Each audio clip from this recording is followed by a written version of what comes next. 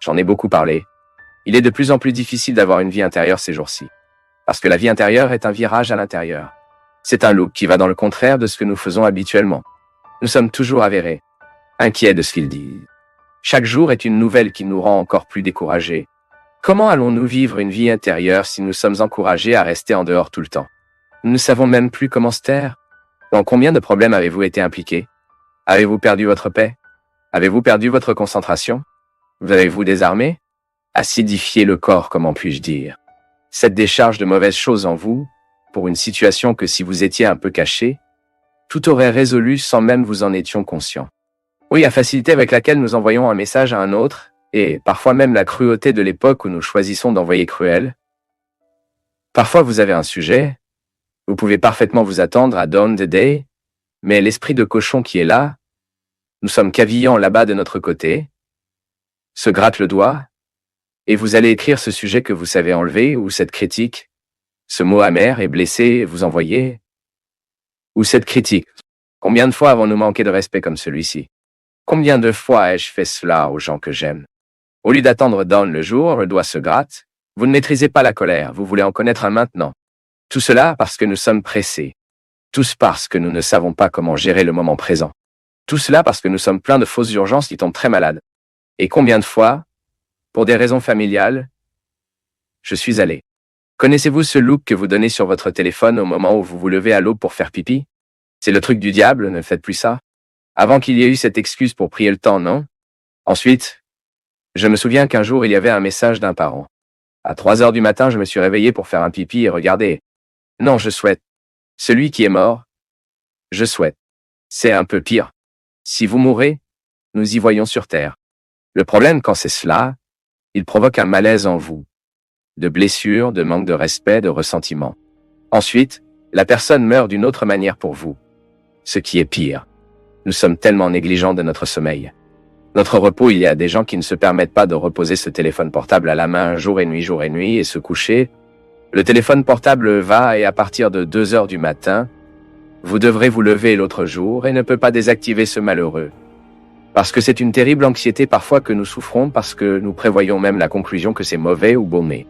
Combien de problèmes ne sont pas des problèmes?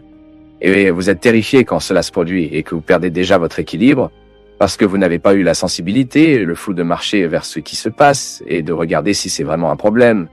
Nous attendons avec impatience les gens.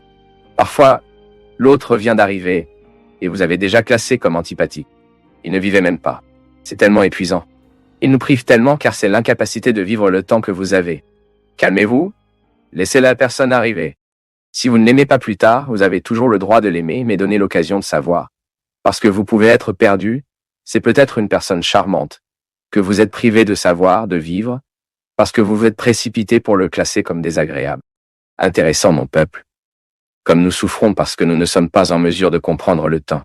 Comme nous sommes des experts dans les angoisses aujourd'hui. Et l'anxiété n'est rien d'autre qu'une incapacité à gérer le temps.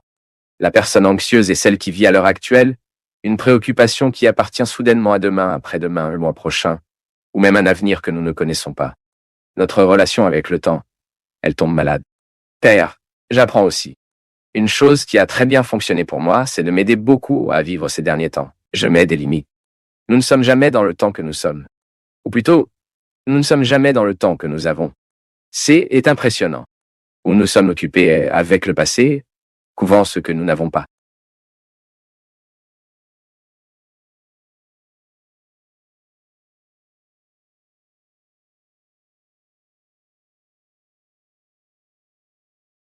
Une personnalité cristallisée, malgré la croissance et l'évolution, a tendance à s'entourer de personnes qui corroborent leur façon d'être, en évitant les conflits qui pourraient faire une nouvelle façon d'être et d'être dans le monde viable.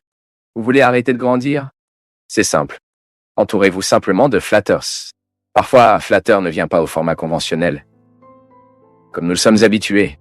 Mais cela peut venir plus subtilement à travers les personnes qui ne contredisent jamais notre pensée.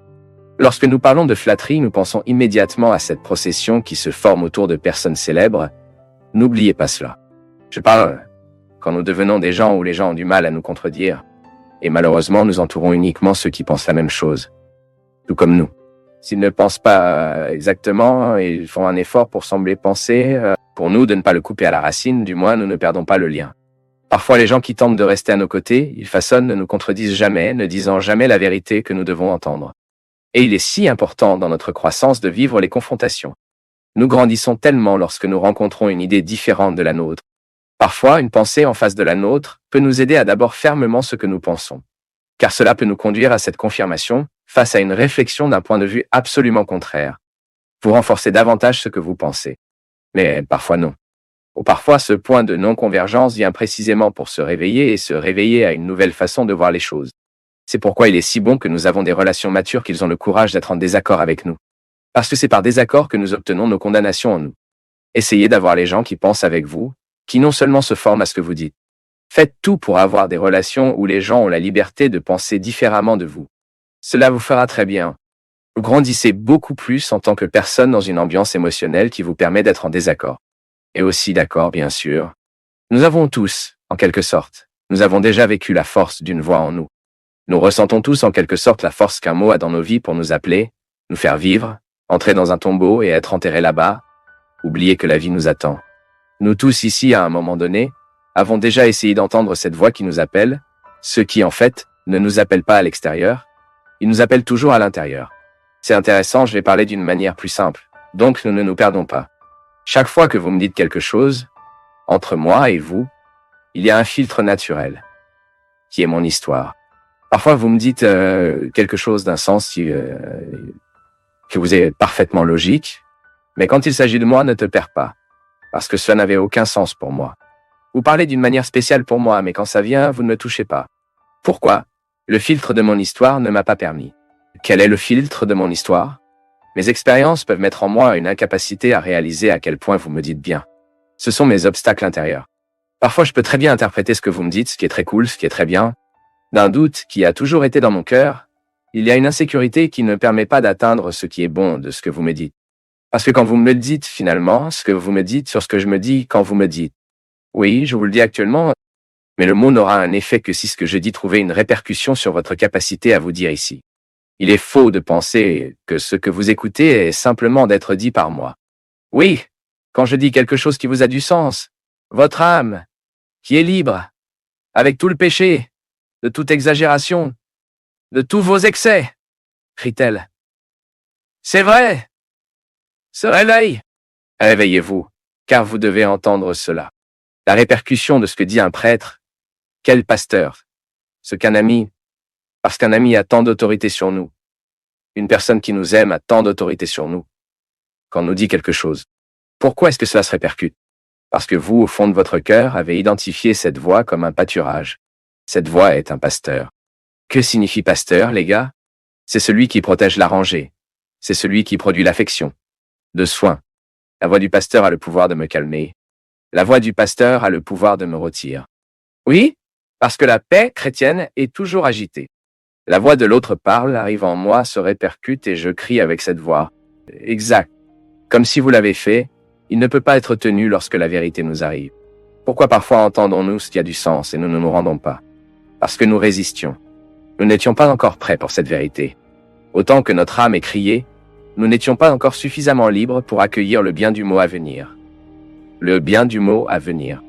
Jésus Good Shepherd sera toujours pour nous un modèle de paternité, de maternité, d'amitié, de lien de mariage. Pourquoi? Jésus Good Shepherd nous rappelle que chaque fois que nous aimons quelqu'un, nous devons consacrer à ces gens des mots qui bergent l'âme. Nous avons besoin de notre autorité affective de dire ce que l'autre doit entendre. C'est pourquoi, mon peuple, que parfois nos relations sont des cheveux. Parce que nous échappons aux confrontations, nous nous éloignons de dire ce qui doit être dit. Combien de fois dans nos relations, pourquoi? Parce que nous n'avons pas vécu l'exercice du mot, ce berger. Jésus était extrêmement libérateur en son temps parce qu'il a établi un lien très direct entre le cœur humain et le cœur divin. Le cœur de Dieu, pleinement manifesté et incarné, a accueilli ceux qui ont traversé sa vie. Si nous voulons être essentiellement religieux, spiritualisés, nous devons le permettre.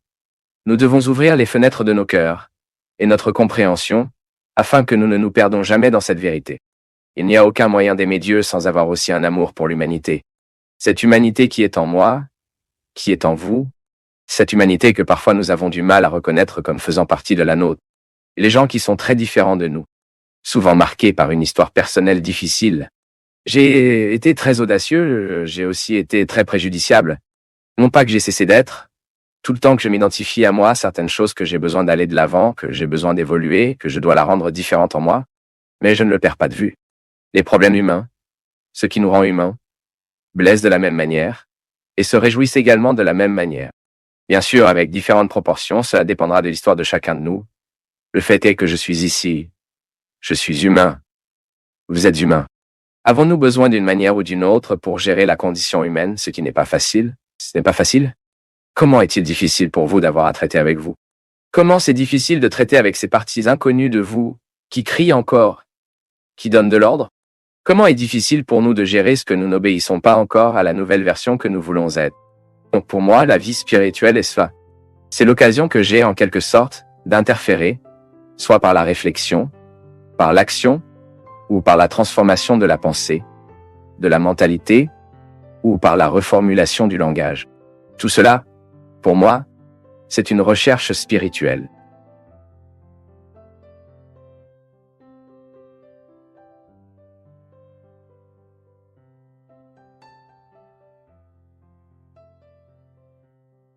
De plus en plus, je me convainc, mon peuple, que la religion doit signifier pour nous soulager le poids de l'existence. Nous ne pouvons plus admettre que nous devons vivre une religion qui est le résultat des obligations remplies. Même parce que la réalisation des obligations ne nous sauve pas du tout, est-ce vrai?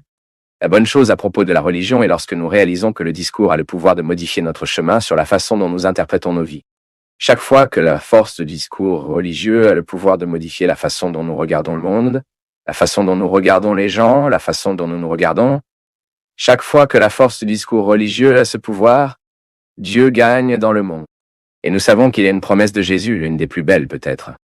Il regarde les gens et dit à ce moment-là, « Viens à moi tous ceux qui sont pesés, tous ceux qui êtes là dans le combat avec de lourds fardeaux sur le dos, tous ceux qui êtes fatigués, tous ceux qui êtes dans le combat, tous vous qui sont insatisfaits, lourds, que je vous soulagerai. » C'est beau pour nous de penser que lorsque Dieu supprime le poids de tout ce qui nous entrave, nous que nous aimons plus, nous que nous devons être plus libres.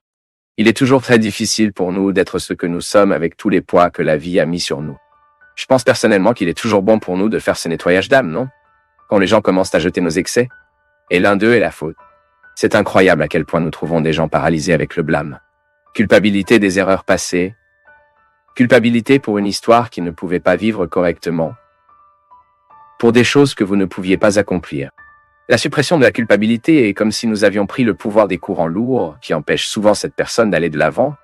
Je ne sais pas si vous avez regardé, mais il y a un film que j'aime vraiment être appelé La Mission. Un film qui parle précisément de la présence des Jésuites au Brésil, le processus de colonisation. Il y a un personnage très intéressant dans ce film qui fait une expérience de commettre un crime et après ce crime, il s'impose un fardeau très lourd. Il veut purifier tous ses péchés, tout ce poids de culpabilité qui avait ce meurtre dans son cœur. Il voulait le soulager en portant un fardeau sur le dos, mais un fardeau en béton. Il a fait comme s'il s'agissait d'un énorme sac à dos avec tous les poids qu'il pouvait y mettre. Et il s'est mis sur son chemin avec ce poids presque incurvé. Il connaissait la raison de l'emporter. Qui avait regardé les dehors ne savait pas pourquoi il portait ce lourd fardeau. Et il y a une belle scène quand presque à la fin du film, après que ce personnage a vécu une grande partie du film avec ce poids sur le dos, il ne l'a endormi, et chaque fois qu'il reprenait la promenade, il l'a joué sur son dos, et est allé. Il a eu un moment brillant, une belle scène, où il est dans le défi de l'escalade d'une falaise, qu'il était dans le contexte des missionnaires. Il est devenu missionnaire aussi, il grimpait cette falaise près d'une cascade et venait à un certain moment où sa vie était dans la décision, où il a jugé ce poids qu'il avait sur le dos et survie, où il mourait parce qu'il ne pouvait plus supporter le poids de tout ce qu'il jetait. J'étais sur une falaise, devant atteindre la fin. Seulement ce poids était trop pour qu'il continue.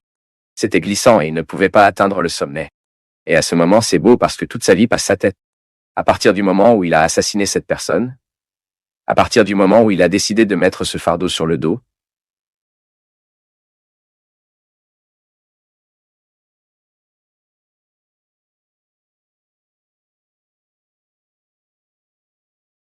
pour nous du Path of Faith, c'est toujours une joie d'être avec vous en ce moment. Partagez vos perceptions sur le sujet d'aujourd'hui dans les commentaires, montrez votre soutien en aimant la vidéo et aidez à la partager en l'envoyant à vos amis. Abonnez-vous à la chaîne pour rester connecté avec nous et recevoir nos nouvelles vidéos.